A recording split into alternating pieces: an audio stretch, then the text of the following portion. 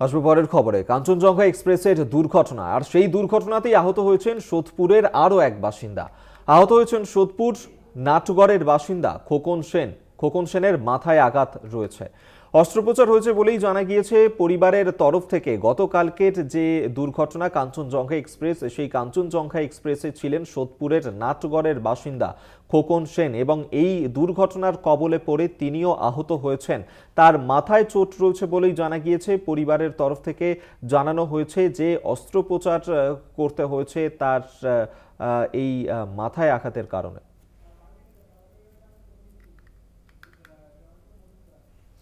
আমরা এই মুহূর্তে সরাসরি নাটাগড়ের বাসিন্দা খোকন সেন তার বাড়িতে নজর রাখবো। সেখান থেকে আমাদের সঙ্গে এই মুহূর্তে রয়েছেন প্রতিনিধি জয়ন্ত মজুমদার। জয়ন্ত, তুমি এই মুহূর্তে সেখানে রয়েছো। গতকাল এই কাঞ্চনজঙ্ঘা এক্সপ্রেসে তিনিও ছিলেন।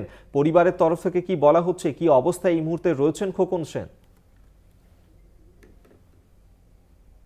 দেখো, এই মুহূর্তে দাঁড়িয়ে রয়েছে আমি পানিহাটি পৌরসভার 34 নম্বর ওয়ার্ড সোদপুর নাটাগড়, এবং সেই নাটাগড়ের বাসিন্দা ছিলেন কাঞ্চনজঙ্ঘা এক্সপ্রেসের যাত্রী খোকন সেন। তার কি রয়েছে আমার সঙ্গে, আমি একটু কথা বলবো। কখন জানতে পারলেন এই ধরনের ঘটনা? আমরা সকাল 15টা নাগাদ জানতে পারি।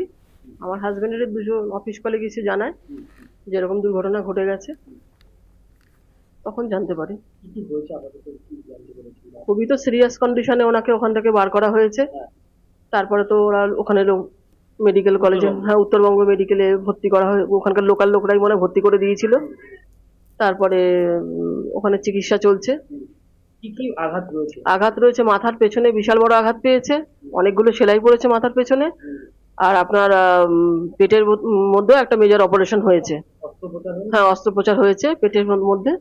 বলছিল যে লিভারে নাকি ব্লাড ক্লট হয়ে রয়েছে, আর প্রায় 9 বোতল মতো রক্ত লেগেছে।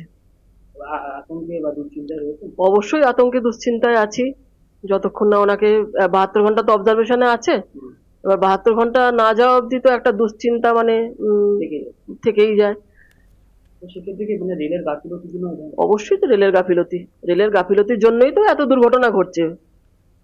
শুধু তো এই ঘটনাটা না, আরো অতীতেও ঘটনা হয়েছে প্রচুর। এইটা হলো যদি ঠিক মতন সবকিছু না, এভাবে তারা যদি, প্রশাসন যদি ঠিক মতন না এটাকে হ্যান্ডেলিং করে, তাহলে তো এরকম ঘটতেই থাকবে। আমি একটু কথা বলবো। তার বড় ছেলে রয়েছেন, খোকন সেনের বড় ছেলে আমার সঙ্গে রয়েছেন এই মুহূর্তে। তার সাথে একটু কথা বলবো। দাদা, এই যে ঘটনা ঘটলো, কতটা আতঙ্কের মধ্যে রয়েছে বা দুশ্চিন্তা? আমি খুবই আতঙ্কের মধ্যে আছি এখন।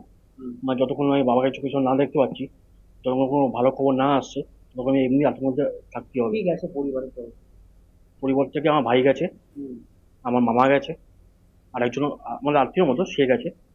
কখন পৌঁছালো? তো মেন হচ্ছে, যখন আমরা ভেবেলাম যে ভাইদের ফ্লাইটে পাঠাবো, কিন্তু ফ্লাইটের ভাড়াটাও প্রথমে দেখালো 5,000, তারপরে রাত্রে বাড়ি আবার কিছু নম্বর চলে গেলো 1 লাখ। এই হচ্ছে অবস্থা।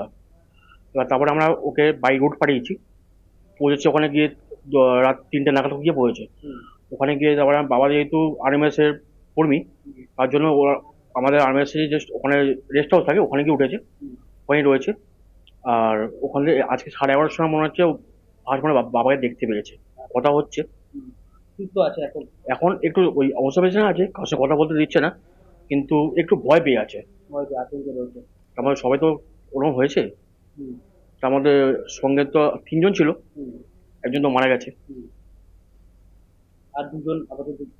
2জন ট্রিটমেন্ট চলছে। আমার বাবা আর যে পার্থসারথী মণ্ডল, সে আমাদের এখানেই থাকে, কিন্তু তার এখন একই সঙ্গে রয়েছে, এক জায়গায় রয়েছে। দুজনই আউট অফ ডেঞ্জার, কিন্তু ট্রিটমেন্ট চলছে। এবার শুনছি যে ওখান থেকে মনে হয় নিয়ে আসা হবে, কিন্তু এখন ছাড়পত্র দিচ্ছে না কিছু, যেহেতু এখন 72 ঘন্টা পেরোয়নি, তো ওই জন্য এখন কিছু বলতে পারছি না। কিন্তু যখন আপনার বাবা পড়েছিল, কারা রেস্কিউ করলো? গ্রামবাসীরা ওখানে নাকি? প্রথমে গ্রামবাসীরা। গ্রামবাসীরা? তাদের অবদান অনেক বড়, অনেক বড়, অনেক বড়। কি করলো তারা? কোথায় নিয়ে গেল? তারা প্রথমে তো ওখান থেকে রঙ্গাপানি যে হসপিটাল আছে ওখানে গিয়ে ঢুকেছিল। বাবার ফোন টোন তো ওনার কাছে পড়ে গেছিল, ওনারা রেস্কিউ করেছে ফোনটা। ফোন মন আসছিল। তারপরে বাবাদের যে অফিস কলিগ থাকে তার দুজন বাড়িতে এসছে, আমরা সব বাড়িতেই ছিলাম। এবার জানতে পারি যে অ্যাক্সিডেন্ট হয়েছে এটা এরকম, কিন্তু সব ঠিক আছে। এবারে তারপরে ভাই কালকে দুপুরবেলায় বেরিয়ে গেল। এই হচ্ছে কেস এখন।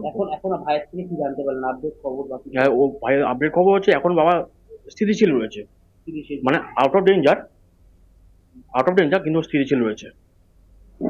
সুতরাং আমরা জানতে পারছি পরিবার কিন্তু যথেষ্ট উৎকণ্ঠার মধ্যে রয়েছেন, বারে বারে পাড়া প্রতিবেশীদেরকে খবর দিতে আসছে যে তারা ঠিক কেমন রয়েছেন, এবং ইতিমধ্যে পরিবার কিন্তু যথেষ্ট দুশ্চিন্তায় রয়েছে, কারণ তার বাবা অর্থাৎ খোকন সেন তার কিন্তু অস্ত্রোপচার হয়েছে এবং তারপরে তিনি কিন্তু আপাতত সুস্থ অবস্থায় রয়েছেন, এটাই জানা যাচ্ছে।